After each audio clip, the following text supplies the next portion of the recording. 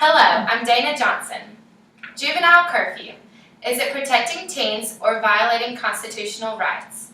Teen curfew laws have been building momentum again in recent years. Richard Ward's article in 2000 states that curfew is the withdrawal of specified persons from the streets at a stated hour. This definition is usually practiced by parents in our nation, but government has overtaken this responsibility in order to prevent and decrease juvenile crime.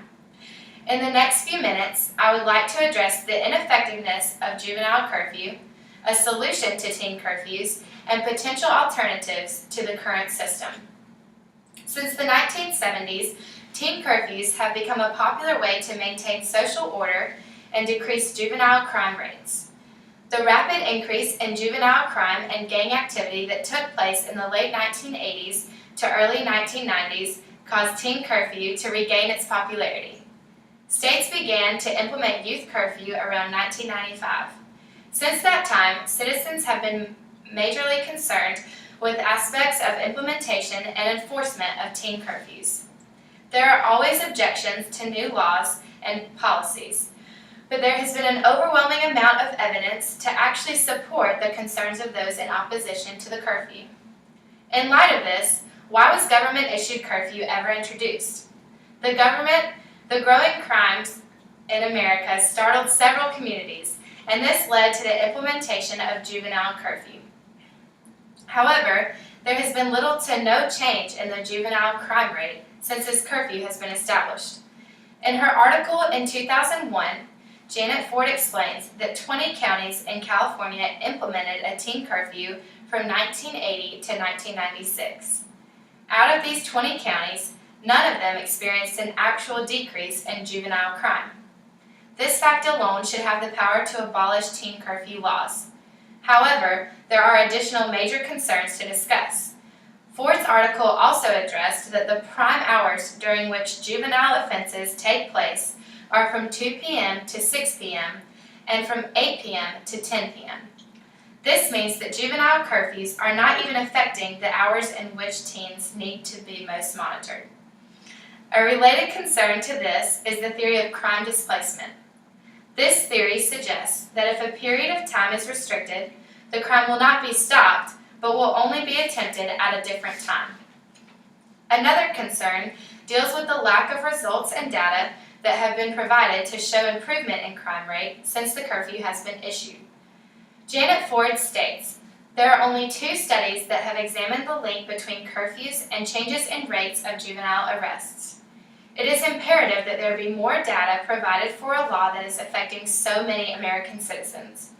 The violation of constitutional rights and revocation of parental responsibility are the final concerns that have risen among the population. The constitutional rights that are being violated include the Equal Protection Clause, First Amendment rights, and the 14th Amendment.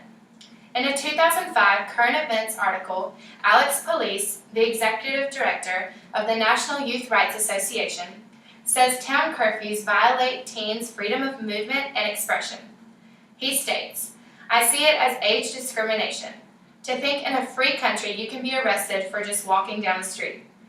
The concern of parental responsibility being taken away is valid in that our government is invading the homes of Americans and requiring parents to impose a state-issued curfew on their children. In her 2001 article in Behavioral Sciences and the Law, Carrie Fried states, many plaintiffs in legal curfew battles have argued that, instead of helping parents to control their children, curfew ordinances violate parents' 9th Amendment right to privacy, which includes their right to raise their children in the manner they see fit.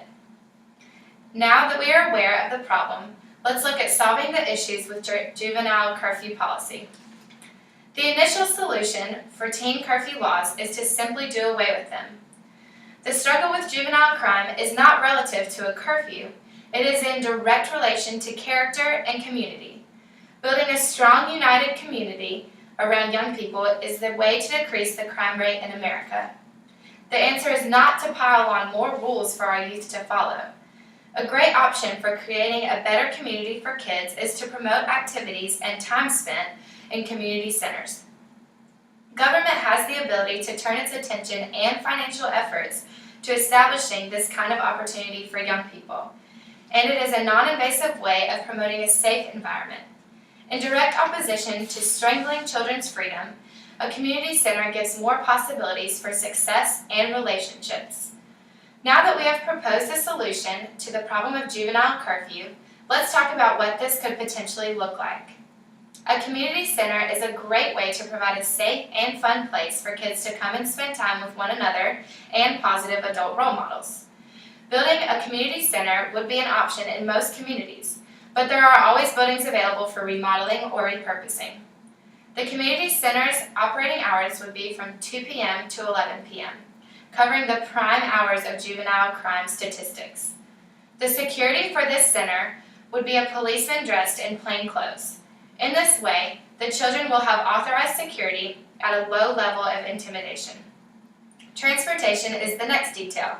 The community center would be added as a bus stop for city and county schools. Kids will have no problem getting to the community center, and parents would only have to provide transportation home from the center.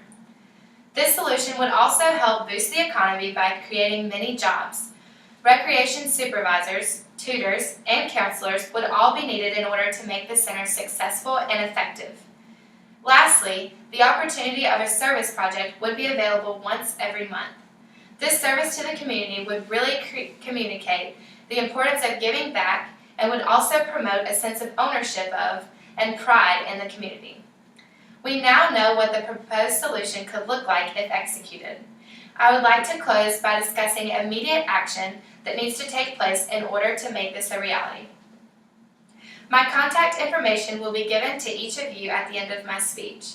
I would be grateful to receive your help in making me aware of any potential locations for a community center in our area.